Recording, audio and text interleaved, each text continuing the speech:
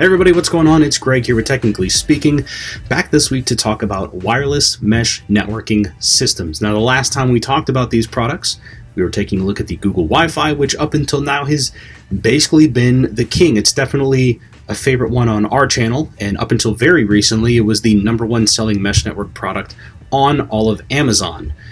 This week, we're going to be taking a look at the Nova MW6 wireless mesh network system by Tenda, which is a relatively unknown company based out of China, to see whether or not it can improve upon the Google design and maybe, just maybe, dethrone the king. The Nova system is $199 US on Amazon currently, which already has a lot going for it. That's about $70 cheaper than what you can buy Google Wi-Fi for. And for that price, you get 3 individual routers, plus 1 flat Ethernet cable and 3 wall mount adapters. Now, these are the barrel type wall mount adapters, not the USB type that Google Wi-Fi has.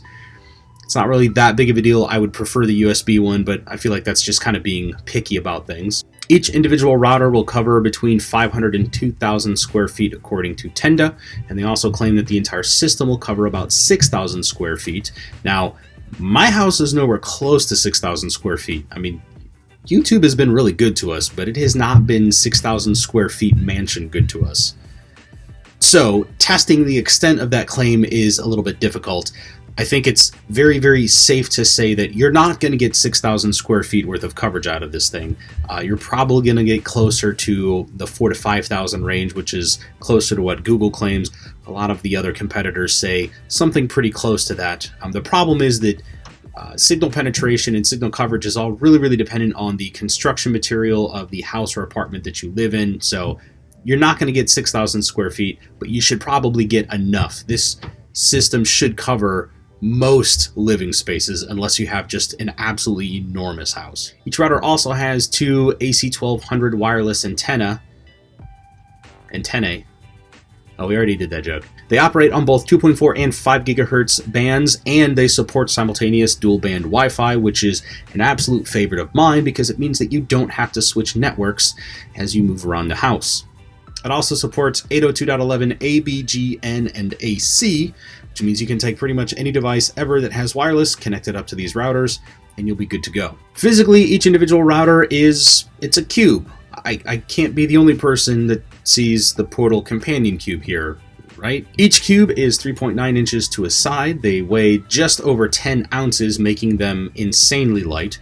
They all feature a multicolored LED on the top that will show you different statuses depending on what color shows up. There are 2 1 gigabit Ethernet ports, one for the LAN and one for the WAN connection. And there's a tiny reset button on the bottom that apparently also doubles as a WPS button. Now, I don't like the fact that it's only labeled reset, but there's no other button under there that it could be, and that seems to be the WPS button according to the documentation.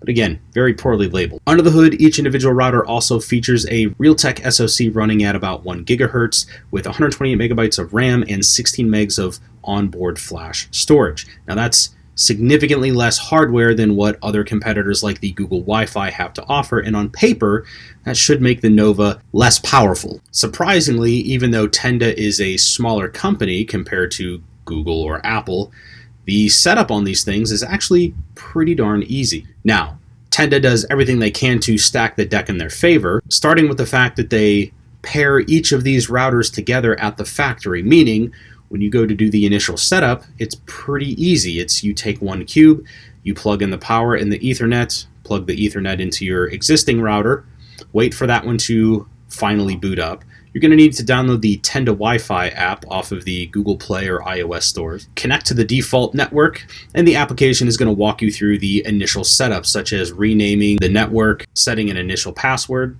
and that's pretty much it. If you're ready to add the additional nodes into the mesh network, you simply power them on at this point. You don't even need to connect Ethernet to them. And if you look at the app, you'll see each individual node will request to join the mesh. If you hit allow, the app in the background and the routers themselves will work some type of black magic behind the scenes, and then pretty soon you have a mesh network.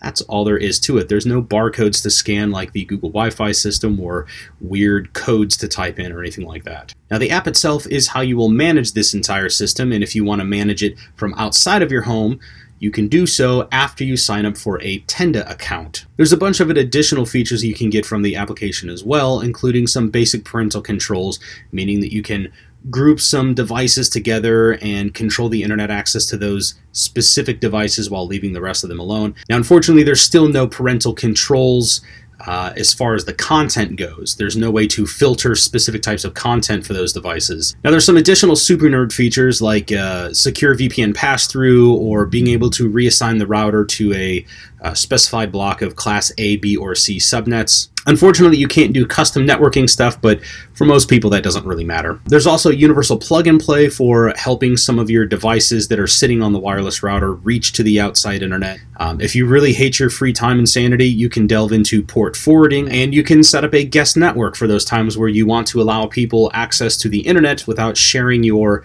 ultra-secure password that you created. Now, all of these are awesome features, but at this point, they're basically table stakes. It's great that they have all of these features. It really is.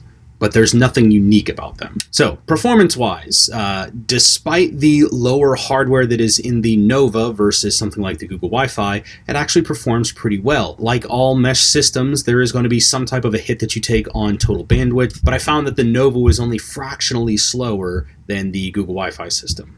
I think the real question here is it good enough to displace Google Wi-Fi for your average user? And in that case, it's a pretty solid maybe, and that's actually a really good compliment. Usually when you start talking about vendors that don't have a whole lot of market presence or the cheaper alternative, you get what you pay for it. If you get a cheap product, don't expect it to work as well as the big name brand. In this case, the impressive thing is that it's not only cheaper, it's $70 cheaper than Google Wi-Fi that's out there right now, but it matches it not only in performance, but also feature set.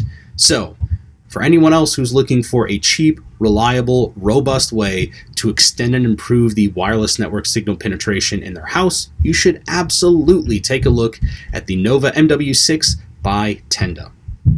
Okay, that's going to do it for me for this week. Thank you all for watching the video. Please, if you haven't done so, it would mean the world to us if you guys would like, share, and especially subscribe. Don't forget, every Friday, round about 6 or 7:30 p.m. Eastern Time, Scott and I do a live show where we talk about the week's happenings in tech. Now, we've taken a break for the month of December, but we will be coming back full force for the first Friday in January of the new year. So please stop by and check that out. And we might even have some interesting announcements in the realm of giveaways. So definitely tune in and check that out. That's it. I will talk at you all next time.